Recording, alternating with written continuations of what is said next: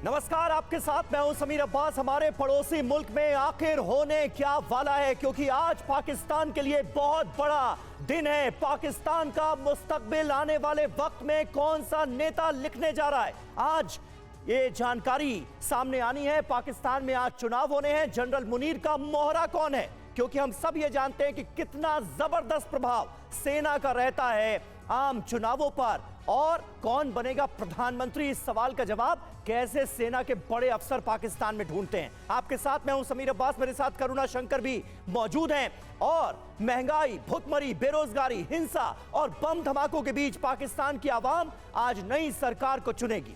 Voting शाम 5:30 बजे तक चलेगी।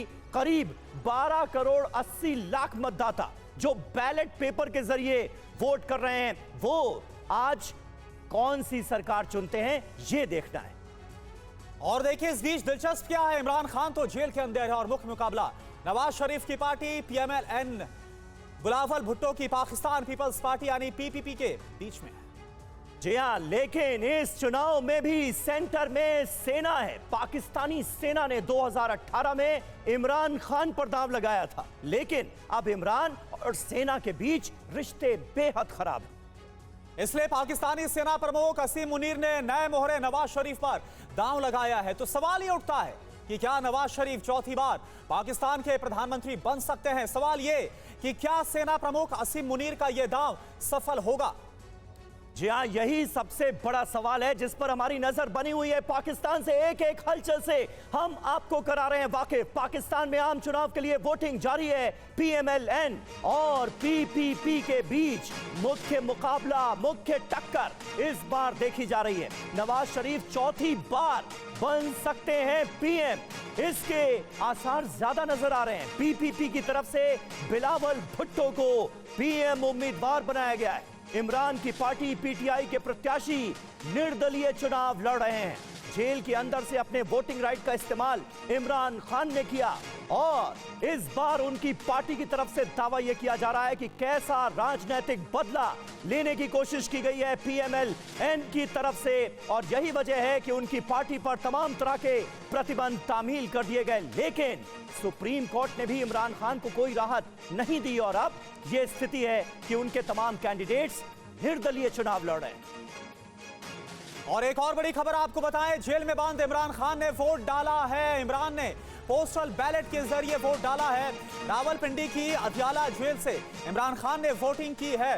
तो इमरान खान, जिनकी पार्टी PTI पाकिस्तान तहरीक इंसाफ, जिसका सिंबल ही छीन लिया गया था, अब PTI के तमाम जो कैंडिडेट्स हैं वो निर्दलीय चुनाव लड़ रहे हैं। और इस बीच खबर यह कि इमरान खान ने जेल से ही वोट डाला है।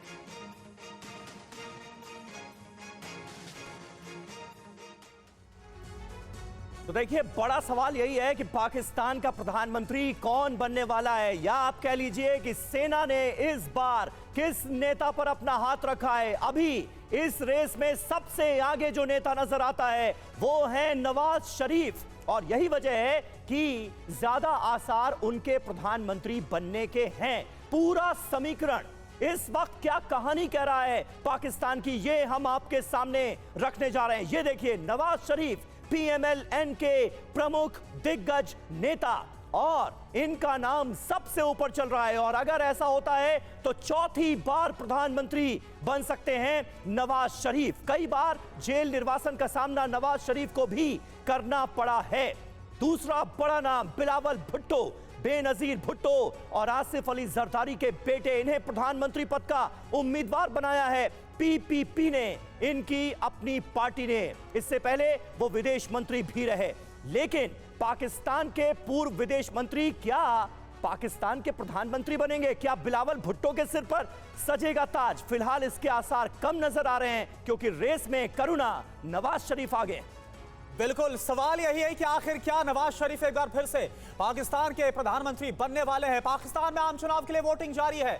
यह बड़ी खबर आप देखिए, पूरे पाकिस्तान में मोबाइल सेवा को बंद कर दिया गया है।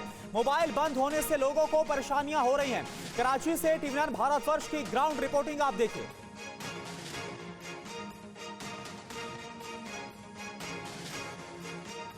कराची में कौमी असम्बली की 22 नशिस्तों पर इंतखाबात की तैयारियां जो है वो मुकम्मल।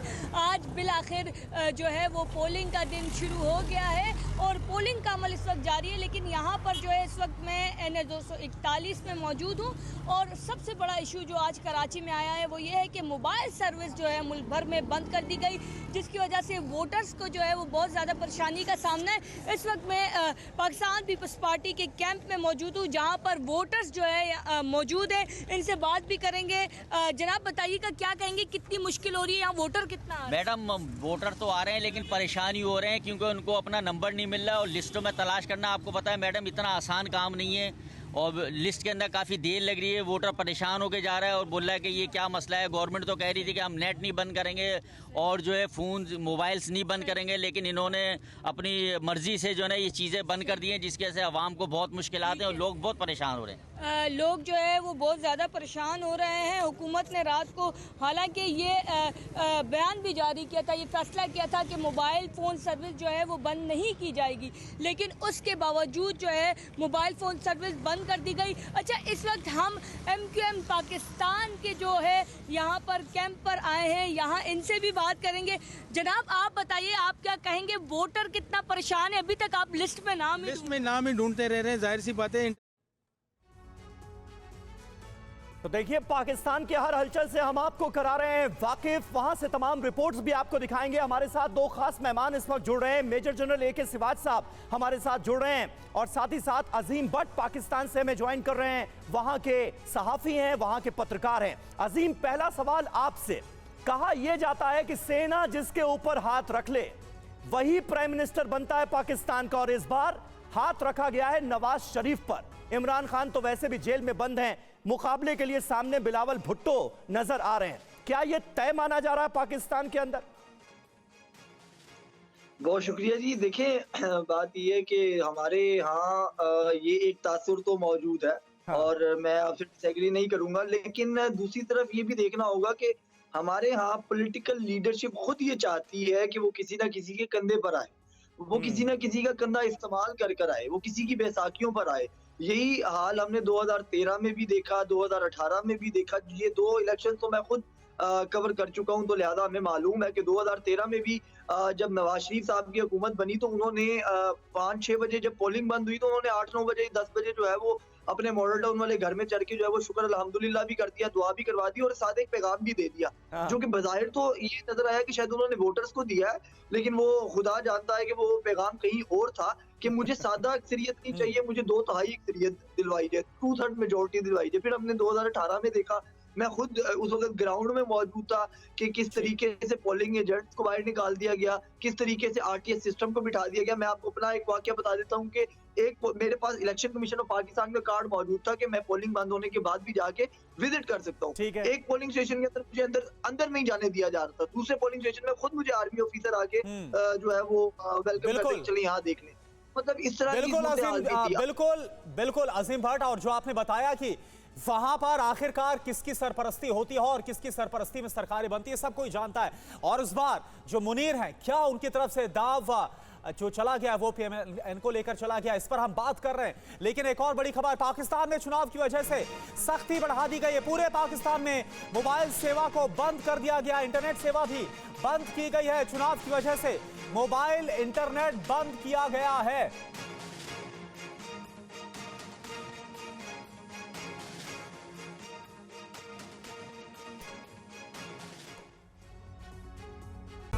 देखिए तमाम तरह के एहतियाती कदम इस वक्त पाकिस्तान में उठाए जा रहे हैं, लेकिन क्या वाकई पूरी तरह से फ्री एंड फेयर इलेक्शन हो रहा है? यह भी अपने आप में एक सवाल है, क्योंकि इलेक्शन हो कहां रहा है, पाकिस्तान में हो रहा है। मुनीर का मोहरा कौन है, ये जरा हम आपको बता देते हैं। जल्दी से आइए इस पर एक नजर डालते हैं। नवाज शरीफ का नाम सामने आ रहा है, चौथी बार प्रधानमंत्री बन सकते हैं वो पाकिस्तान के। पाकिस्तानी सेना का इस बार नवाज शरीफ को समर्थन हासिल है। सेना की वजह से सियासत में एक बार फिर वो एक्टिव होते नजर आ रहे हैं। उम्र कैद की सजा के बावजूद उनकी चुनावी राह कैसे आसान हुई, ये हम सबने देखा, और इस वक्त वो सबसे प्रबल दावेदार हैं। इमरान खान, सेना के साथ रिश्ते इनके बेहद खराब हो चुके हैं। याद कीजिए जब ये प्राइम मिनिस्टर बने थे तो कितने अच्छे रिश्ते थे। सेना से दुश्मनी की वजह से इनकी सत्ता जा चुकी है, जेल की सलाखों में इन्हें कैद किया जा चुका है। सेना की छवि खराब करने का इनके ऊपर आरोप लगा है और इस आरोप में वो सजा काट रहे हैं। बिलावल भुट्टो, ये पीपीपी के बड़े नेता और प्रधानमंत्री पद के उम्मीदवार, सेना के समर्थन से ये विदेश मंत्री बने और अब प्रधानमंत्री पद की रेस में हैं। यानी मुख्य मुकाबला ही देखा जाए तो नवाज शरीफ और बिलावल भुट्टो के बीच है और इमरान खान जेल से चुनाव लड़ रहे हैं। ऐसी सूरत हाल में जब उनके पास अपनी पार्टी, अपना चुनाव चिन्ह तक नहीं रहा। पाकिस्तान में सेना का कंट्रोल क्यों? आइए इससे जुड़ी अहम डिटेल्स हम आपको देते हैं कि आखिर इतना कंट्रोल क्यों नजर आता है। पाकिस्तान की सेना इतनी कंट्रोलिंग है क्यों? सरकार को लेकर अपने हितों के लिए सेना का सरकार में दखल साफ तौर पर पाकिस्तान में नजर आता है। सेना के ज्यादातर अधिकारियों के पास अकूत दौलत है, लाखों एकड़ की जमीनें मौजूद हैं। पाकिस्तानी सेना के कब्जे में 100 से ज्यादा बिजनेस हैं। जी हां, पाकिस्तान की सेना के पास सेना की व्यवसायिक हिस्सेदारी जो है, अगर उसी की हम सिर्फ बात कर लें तो $100 बिलियन है। यानी पाकिस्तान के अंदरूनी हालात चाहे जैसे भी रहें, लेकिन सेना के हालात हमेशा अच्छे रहते हैं। ब्रेड, कॉर्नफ्लेक्स, बिस्किट, सीमेंट तक सेना बनाती है और बेचती है। हम हिंदुस्तानियों के लिए यह बात बेहद हैरत करने वाली हो सकती है, लेकिन पाकिस्तान में यही सूरत हाल है। यहां तक कि इंश्योरेंस का कारोबार भी सेना के पास है, सेना के सुपुर्द किया जा चुका है। आर्थिक हालत खराब होने के बावजूद यही वजह है कि सेना हमेशा मुनाफे में रहती है, हमेशा फायदे में रहती है और सेना के बड़े बड़े अफसर शानदार लग्जरी लाइफ जीते हैं। सत्ता में दखल होगा, कारोबार पर असर नहीं पड़ेगा। जरूरी बात जो है वो ध्यान रखने वाली बात है, भारत विरोधी एजेंडे पर चलने वाले सेना के करीबी बन जाते हैं और यही वजह है कि कहीं ना कहीं एंटी इंडिया सेंटिमेंट को भी जमकर हवा दी जाती है। सिवाज साहब, अब सेना का इतना जबरदस्त रोल रहेगा और सेना के अधिकारी मुनाफा कमाने के लिए एंटी इंडिया सेंटिमेंट को हवा देते रहेंगे तो फिर मानकर यही चला जाए कि सत्ता में जो भी होगा, प्रधानमंत्री पाकिस्तान का जो भी होगा, हिंदुस्तान के साथ उसके रिश्ते वैसे ही होंगे। या फिर नवाज शरीफ अगर बन जाते हैं पीएम तो आप आने वाले वक्त में कोई बदलाव देखते हैं? हाँ बिल्कुल, देखो समीर, ये सच्चाई है कि हर देश के पास आर्मी है, पर पाकिस्तान में आर्मी के पास देश है। और ये भी सच्चाई है, पाकिस्तान में जो असली पावर है वो इस्लामाबाद से नहीं बल्कि जनरल हेडक्वार्टर रावलपिंडी से गुजरती है। हाँ। तो ये सच्चाई है कि इलेक्शन तो वहां पर कभी फेयर एंड फ्री हुए नहीं। अगर 2018 की बात करें, जैसे आप कह रहे थे कि उस समय इमरान खान जो थे वो इलेक्टेड प्राइम मिनिस्टर नहीं थे, वो सिलेक्टेड प्राइम मिनिस्टर थे, तो पूरा दामोदार फौज का उनकी तरफ था तो वो जीते। और इस बार अब लगता है जिस प्रकार से पूरा का पूरा दामोदार इस बार PMLN की तरफ है, नवाज शरीफ की तरफ है, उनके जीतने के चांसेस बहुत ज्यादा है। देखो, सभी कहते हैं जो मंजूर खुदा होता है वही होता है, मगर पाकिस्तान में जो मंजूर आर्मी होता है वही होता है। तो ये सच्चाई है, पाकिस्तान की जो आर्मी है वो एंटी इंडिया सेंटीमेंट से है और वो एक छोटा देश और उसके पास एक रिच आर्मी, जैसे आपने बताया $117 बिलियन का बिजनेस है। उनके जो फौजी फाउंडेशन है वो सीमेंट से लेके कोलगेट तक, रियल एस्टेट से लेके बैंक सभी चलाते हैं, पैरेलल इकोनॉमी का मुजाहरा करते हैं। और ये सच्चाई है कि पाकिस्तान की जो पॉलिटिकल सेटअप है वो मैच्योर नहीं हो पाया। वो हरदम जो कि पाकिस्तान की आर्मी है उसकी ही छाया के अंदर रहते हैं। क्या पाकिस्तान के जो पॉलिटिकल नेक्स्ट गवर्नमेंट बनेगी जिसके नवाज शरीफ बनने के चांसेस हैं, क्या वो इलेक्शन के बाद कुछ कर पाएंगे, भारत के साथ उनके रिलेशन अच्छे कर पाएंगे? ये तो समय बताएगा, मगर ऐसा होना मुझे लगता है बिल्कुल एक इस बात सर, ऐसे चांसेस बहुत कम नजर आते हैं, क्योंकि जिस तरह से आपने ब्रीफ किया कि पाकिस्तान में जो होता है वो सेना जो चाहती है वही होता है। अब देखिए, एक और बड़ी खबर है, शहबाज शरीफ ने लाहौर में वोटिंग की है। शहबाज शरीफ ने लोगों से देश की प्रगति के लिए वोट डालने की अपील की है। तस्वीर आपको दिखाते हैं। अल्लाह के हाथ में, अवाम के हाथ में आज पाकिस्तान की तकदीर है। वो वोट डालेंगे पाकिस्तान की तरक्की और खुशहाली के लिए तो इंशाअल्लाह पाकिस्तान की तकदीर जरूर बदलेगी। और अगर उन्होंने मियां नवाज शरीफ को मौका दिया तो इंशाअल्लाह हम सब मिलकर पाकिस्तान को बनाएंगे। तलखियाँ और जो मुल्क के अंदर जो इस वक्त दरारें पड़ी हैं, तकसीम हुई है, कदूरतें हैं, उनको ख़त्म करेंगे। आज की असलियत यह है कि भारत अमेरिका के रिश्ते कितने अच्छे हैं, किस तरह से प्रधानमंत्री का वहां स्वागत किया जाता है, वो तस्वीरें आप भी देखते हैं। लेकिन आपको एक बड़ी खबर बताएं, चुनाव से एक दिन पहले बलूचिस्तान में बम धमाका हुआ। बम ब्लास्ट में 15 लोगों की मौत हो गई, 30 से अधिक घायल हो गए। निर्दलीय उम्मीदवार आसफंद यार के ऑफिस के बाहर धमाका हुआ। जनवरी से अब तक 112 बार बम धमाके हुए। बम धमाके में अभी तक 30 लोगों की मौत हो गई, 49 घायल हो गए। सबसे ज्यादा हमले मकरान और खारन इलाके में हुए। ये तो हाल चुनाव से एक दिन पहले का है पाकिस्तान में। और देखिए, बम धमाके के बाद इंटरनेशनल सीमा बंद की गई है। पाकिस्तान ने अफगानिस्तान ईरान सीमा को बंद कर दिया है। सुरक्षा को देखते हुए आर्मी ने बॉर्डर को फिलहाल बंद कर दिया है। ये कुल मिलाकर स्थिति है ऐसे वक्त में जब पाकिस्तान में आम चुनाव हो रहे हैं। ये डेवलपमेंट भी महत्वपूर्ण है।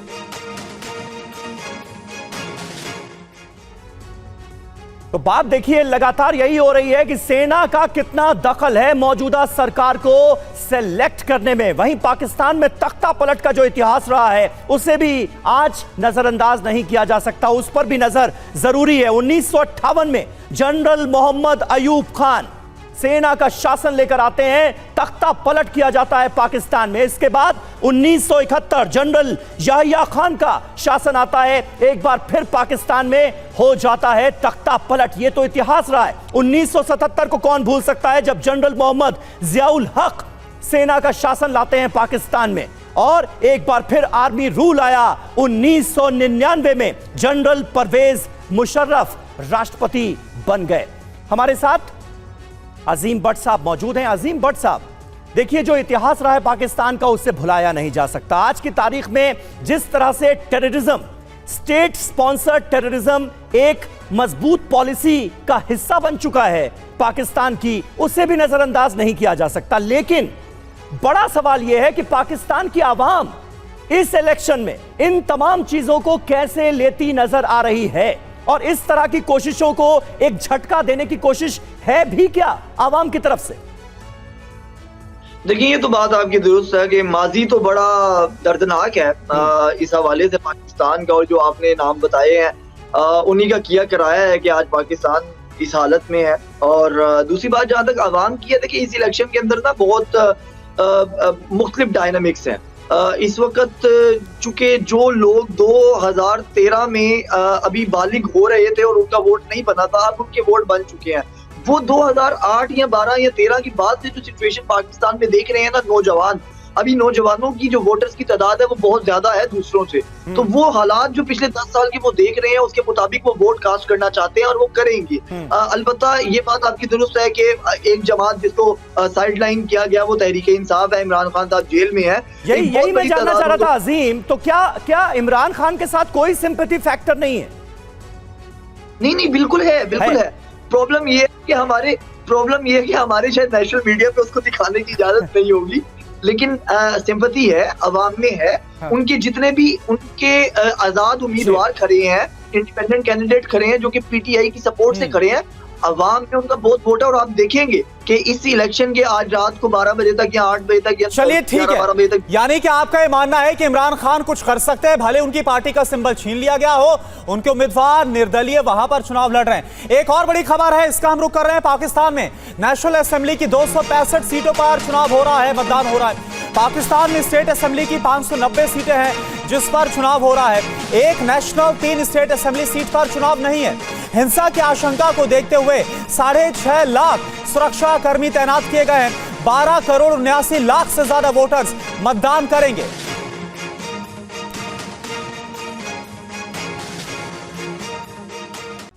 लेकिन अब सामने आने जा रहा है TV9 भारतवर्ष पर पाकिस्तान के चुनावों का सबसे दागदार पहलू। जी हां, पाकिस्तान चुनाव में कई आतंकी भी उम्मीदवार हैं। आतंकी हाफिज सईद का बेटा भी प्रत्याशी बनाया गया है। मरकजी मुस्लिम लीग से तलहा सईद उम्मीदवार है। हाफिज सईद की पार्टी है मरकजी मुस्लिम लीग। हाफिज सईद के कई रिश्तेदार भी इस बार चुनावी मैदान में अपनी किस्मत आजमा रहे हैं।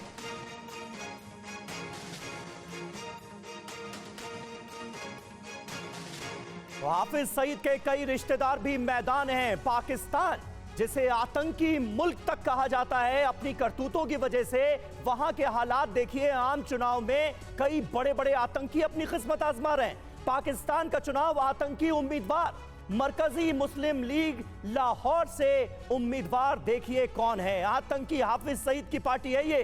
मरकजी मुस्लिम लीग लाहौर से उम्मीदवार हाफिज सईद का बेटा तलहा सईद, इंटरनेशनल टेररिस्ट जिसे यूएन ने डिक्लेयर किया हुआ है आतंकी, उसका बेटा चुनाव लड़ रहा है। कौन कौन उम्मीदवार है?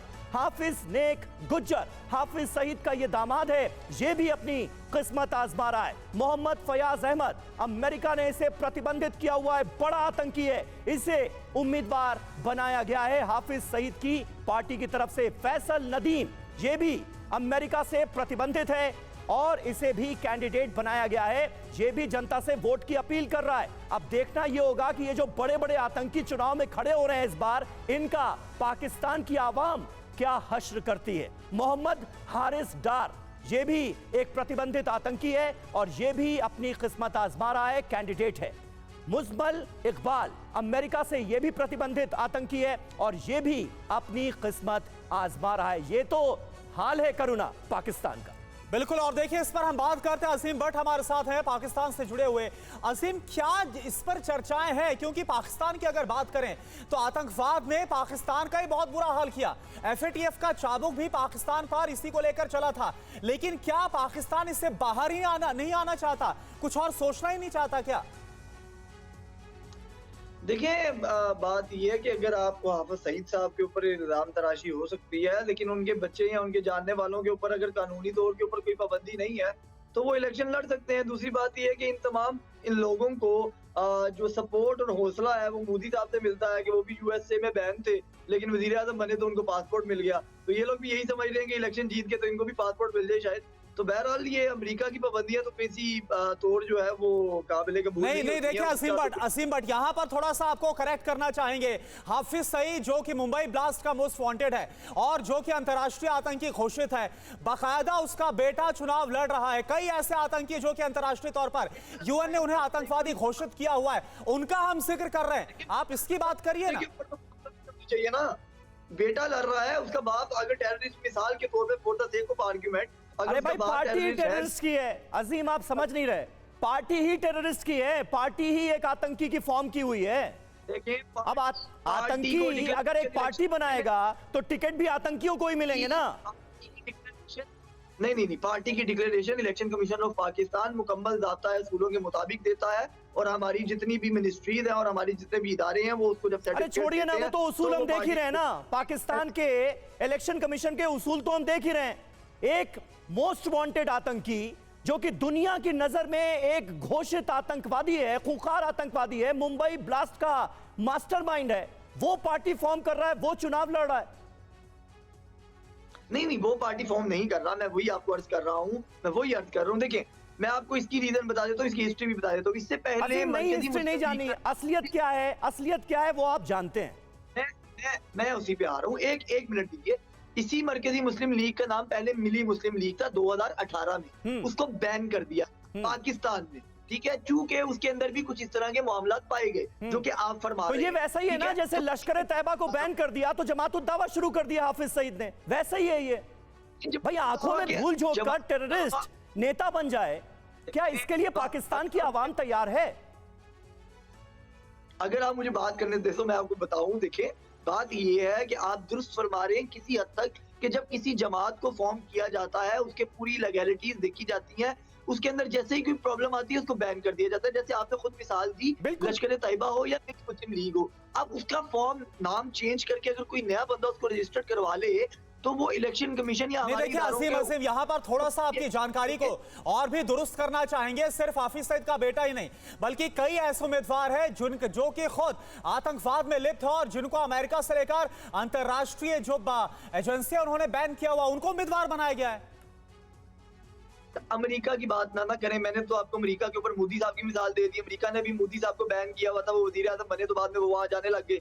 तो अमेरिका की कौन सी बात है? आप इस तरीके से देखिए ना, हर किसी को तो नहीं ना एक ही उस लड़ाई में आपको किस तरह से कहां कंपैरिजन करना है वो आप खुद ही, आपके पास जवाब नहीं है। जब तो देखिए पाकिस्तान में चुनाव की पूरी जानकारी आपके सामने है। सीटें देखिए 266 हैं, पार्टियां 167 हैं, वोटर 12 करोड़ 85 लाख, उम्मीदवार 5121, वोटिंग सेंटर बनाए गए 90,582। जरूरी बात क्या है, नेशनल असेंबली में 336 सीटें हैं। इस बार किस पार्टी का रुतबा नजर आता है नेशनल असेंबली में, ये देखने वाली बात होगी। और 286 सीटों के लिए वोटिंग इस वक्त चल रही है। 60 सीटें महिलाओं और 10 सीटें गैर मुस्लिम उम्मीदवारों के लिए आरक्षित की गई हैं। ये पूरी डिटेल हमने आपको पाकिस्तान के चुनावों की दी। सिवाज साहब, एक्सपेक्टेशन क्या है? क्योंकि कहा यह जाता है ना भाई, इमरान खान को अगर एक क्रिकेटर की नजर से आज हम देखें, एक क्रिकेटर से उनका बल्ला ही छीन लिया गया, चुनाव चिन्ह ही छीन लिया गया, पार्टी नहीं रही। ऐसे में इमरान खान अब अगर अपनी दावेदारी प्रस्तुत करेंगे तो उनकी दावेदारी ही हल्की कर दी गई है क्या, ताकि कोई स्कोप ही नहीं रहे? हाँ बिल्कुल, देखो सभी लेवल प्लेइंग फील्ड नहीं है, क्योंकि इमरान खान